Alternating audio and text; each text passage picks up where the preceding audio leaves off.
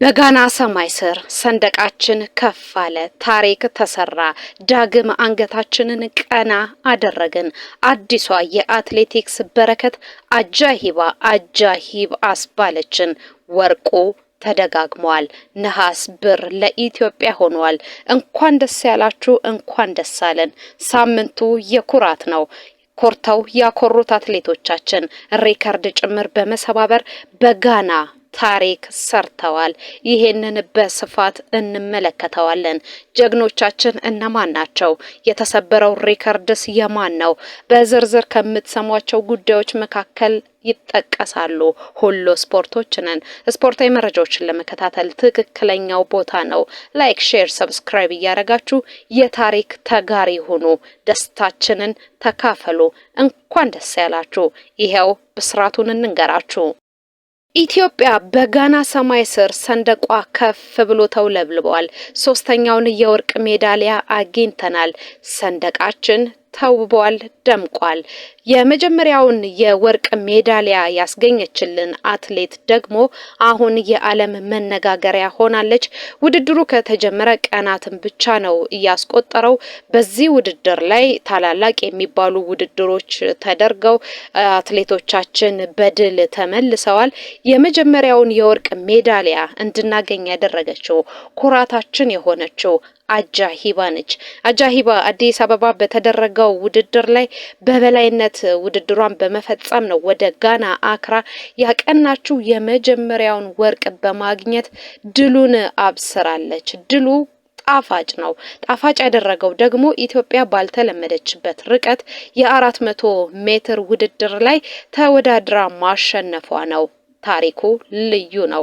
ኢትዮጵያ ከዚህ በፊት በዚህ ርቀት ላይ ምንም አይነት የአሸናፊነት ታሪክ የላትም። እንኳን የወርቅ ሜዳሊያ ልታመጣ ይቅርና ይህቺ አትሌት ግን አጃሂባ አልዩ የተባለችው ከሲዳማ አካባቢ የተገኘችው ድንቅ አትሌታችን ከመነሻው ጀምሮ የነበራትን ጥንካሬ እስከ መጨረሻው ድረስ አስጠብቃ ታሪክ ሰርታለች። አጃሂባ አሰኝታለች። በተለይም በስተመጨረሻዎቹ 100 ሜትሮች ላይ ያሳየችው የማይታመን ፍጥነት ተቀናቃኞቿን ጥላ የገባችበት መንገድ ብዙዎችን እያስገረመ ነው። አጃሂብ ነው እያሉ ነው። ታዋቂው የስፖርት ጋዜጠኛ ታምሩ አለሙ አንደኛው ነው። አጃሂባ በተለይ በታሪኳ ለኢትዮጵያ የመጀመሪያውን ወርቅ እንደማስገኘቷ የማጣሪያ ውድድሯንም የግማሽ ፍጻሜ ውድድርንም በብቃት እንደመወጣቷ ታሪክ የጻፈች አትሌት ነች። ስሟ ደግሞ አጃሂባ ነው። አጃሂብ የሚያስገርም ጉዳይ ነው። ርቀቱን ለማጠናቀቅ 51 ሰከንድ ከ54 ማይክሮ ሰከንድ ነው የገባችው። የቦትስዋናና የጋና አትሌቶች ተከታትለው ሲገቡ እሷ ውድድሩን የፈጸመችበት መንገድ በጣም የሚገርም ነው። ብሔራዊ መዝሙሩን ካዘመረች በኋላ ዶክተር ትዕዛዙ ሞሴ ትብብር ለአጭር ቆይታ በስልክ አዋርቷት ነበረ። ይህችን አትሌት እንደው ቤተሰቦችሽ ምን ታያቸው አጃሂባ ያሉሽ ብለው ጠይቋት ነበረ ጋዜጠኛው። እሷ ምንድን ያለችው እኔ እንጃ ምናልባት በሩጫው ለሀገሬ ታሪክ እንደምሰራ ታውቋቸው ይሆናል ስትል ነው የመለሰችው። አጃሂባ እባላለሁ፣ አባቴ አልዩ ነው፣ እናቴ ደግሞ መሪማ የሱፍ ትባላለች። ለቤቱ 6ኛ ልጅ እንደሆነች ነው የምትናገረው። በተለይም ከ100 ሜትር እስከ 200 ሜትር ባሉት የሩጫ ውድድሮች ላይ በመሳተፍ ትታወቃለች። ታናሽ እህቷም የ100 ሜትር ሯጭ ነች። እንዲሁም የዲባባ ቤተሰብን ለመተካት እንደሚጥሩ ነው የምትናገረው። ስልጤ ዞን ምስራቅ ስልጢ ወረዳ ተወልዳለች። 19ኛ ዓመቷ ነው። በሲዳማ ቡና ክለብ ውስጥ ነው እየተካፈለች የምትገኘው። ሀገር ቤት ባሳየችው ብቃት ነው ለአህጉር አቀፍ ውድድር የተመረጠችው።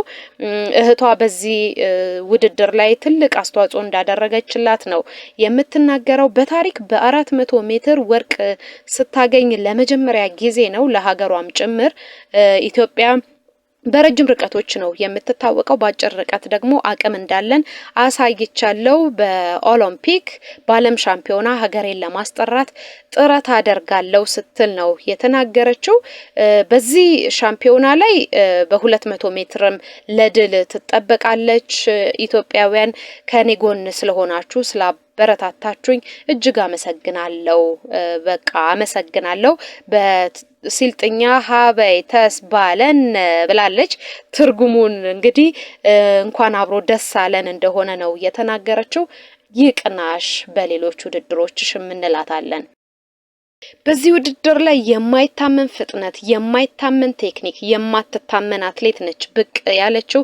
100 ሜትሩን የፈጸመችበት መንገድ ብዙዎች አሁንም ቪዲዮዋን እየተመለከቱ እየተቀባበሉት ይገኛሉ። የወርቅ ሜዳሊያ በማጥለቅ ለሀገሯ ቀዳሚ ሆናለች።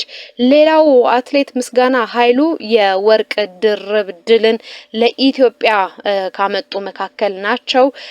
በአጃይባ ነው የተገመተ ጠበቅ የተባለው ውድድር በበላይነት የተፈጸመው። ከዛ በኋላ የሷን አርያነት ተከትለው በ800 ሜትር የሴቶች የፍጻሜ ውድድር ሌላኛዋ አትሌታችን ምስጋና ይግባትና ምስጋና ኃይሉ ውድድሩን በፍጥነት በሙሉ በመቆጣጠር ድንቅ ብቃቷን አሳይታ እስከ መጨረሻው ዙር ድረስ ጉልበቷን ተጠቅማ በማሸነፍ ሁለተኛውን የወርቅ ሜዳሊያ ነው ያስገኘችልን።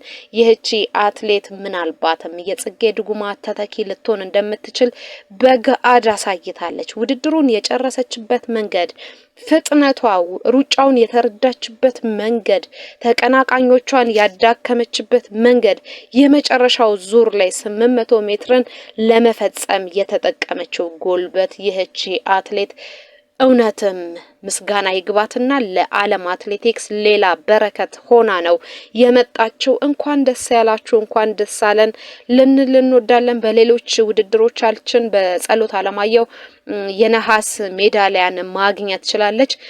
የበጸሎትንም ልዩ የሚያደርገው በከፍታ ዝላይ ነው። ኢትዮጵያን ወክላ በጸሎት አለማየሁ ብርቱ ፉክክር አድርጋ በሶስተኝነት ደረጃ አጠናቃ የወርቅ ሜዳሊያው እንኳን ቢያመልጣት የነሐስ ሜዳሊያውን ለሀገሯ በማምጣት ድንቅ አትሌት እንደሆነች አስመስክራለች። አትሌቶቻችን ደምቀዋል፣ አሸብርቀዋል። አሁን በጋና አክራ አካባቢ ደስታ እየተሰማ ነው። ሌላውን የወርቅ ሜዳሊያ ያገኘንበትን ሩጫ ደግሞ እንገራችሁ። በ3000 ሜትር መሰናከል አትሌት ገመቹ ጎዳና ነው የወርቅ ሜዳሊያ ያገኘልን። አትሌት ሳሙኤል ፍሬው ደግሞ የነሐስ ሜዳሊያ አስገኝቶልናል። እጅግ የሚገርም ውድድር ነው የ3000 ሜትር መሰናከልን። በነገራችሁ ላይ አትሌት ገመቹ በቃ ለሀገራችን ሌላኛው ተተኪ አትሌት መሆኑን አስመስክሯል። ተክለ ቁመናው፣ የሰውነቱ ፍርጥም ያለ መሆኑ በዚህ ውድድር ላይ መሰናክልን የሚዘልበት መንገድ ብዙዎችን አስገርመዋል። 3000 መሰናክል በተለይ የኬንያውያን የባህል ስፖርት እየተባለ ነው የሚነገረው። ከቅርብ ጊዜ ወዲህ ለሜቻ ግርማ በ3000 መሰናክል ላይ ያሳየውን ታሪክ ተመልክተናል። ሁላችንም ምስክሮች ነን። በዚህ ውድድር ላይ እንግዲህ አዲሱ ተተኪ የመጣ ይመስላል። ይሄ ለኢትዮጵያ ትልቅ ከፍታ ነው። ውድድሮች አሁንም ይቀራሉ። ወርቅ፣ ብር፣ ነሐስ የምናገኝባቸው ገና የሚቀሩን ውድድሮች አሉ። ለአትሌቶቻችን ትልቅ ክብር ይገባቸዋል። አትሌት ምስጋና ኃይሉ ወርቅ አምጥታልናለች። በሴቶች 400 ሜትር አጃሂባ አልዩ አጃሂባ አሰኝታ ወርቅ አምጥታልናለች። በአትሌት ገመቹ ደግሞ ሚገርም ብቃቱን አሳይቶ ሌላኛውን ወርቅ አምጥቶልናል። ለሁሉም አትሌቶቻችን ክብር ይገባቸዋል። ጀግኖች ናቸው። በጀግንነታቸው ነው ይሄንን ድል እንድናገኝ ያደረጉት። ጀግኖች በርቱ ልንላቸው ይገባል። ገና ልጆች ናቸው። ይሄ ለነሱ መጀመሪያቸው እንጂ መጨረሻቸው አይደለም። ዛሬ የሚጠበቅ ሌላ የሩጫ ውድድርም አለ፣ እንንገራችሁ። ዛሬ ላይ የሚጠበቅ ውድድር አለ። በጋና አክራ እየተካሄደ የሚገኘው 24ኛው የአፍሪካ አትሌቲክስ ሻምፒዮና ዛሬ ሲቀጥል የተለያዩ የማጣሪያና የፍጻሜ ውድድሮች ይካሄዳሉ። የፍጻሜ ውድድር ከሚካሄድባቸው ርቀቶች መካከል የ10,000 ሜትር ርቀት ይጠበቃል። ኢትዮጵያ ወርቅ ታገኛለች ተብሎ እየተጠበቀ ነው። በዚህ ርቀት አሰፉ አብርሃና ስምረት በርሄ ኢትዮጵያን ወክለው ይወዳደራሉ። ውድድሩ ደግሞ ምሽቱ 2:05 ደቂቃ ሲል ይጀመራል። በዚህ ውድድር ላይ ኢትዮጵያ ከአትሌቶቿ ወርቅ ታገኛለች። በተመሳሳይ በወንዶቹ የ110 ሜትር መሰናቀል ውድድር ይካሄዳል። በዚህ ጌታሁን ታደሰ ምሽት 1:45 ደቂቃ ላይ ውድድሩን ያካሂዳል። ይሄ የማጣሪያ ነው።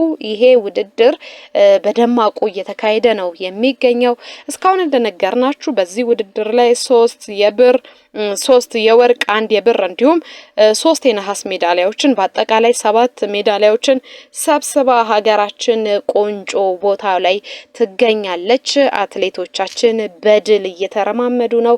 አሸናፊነታቸውን ገና ካሁኑ እያሳዩን ይገኛሉ። ለኢትዮጵያ አትሌቲክስ ጀግና የሆኑ ሰዎች እየመጡ ነው የሚገኙት። ይሄ በጣም የሚያስገርም ነገር ነው።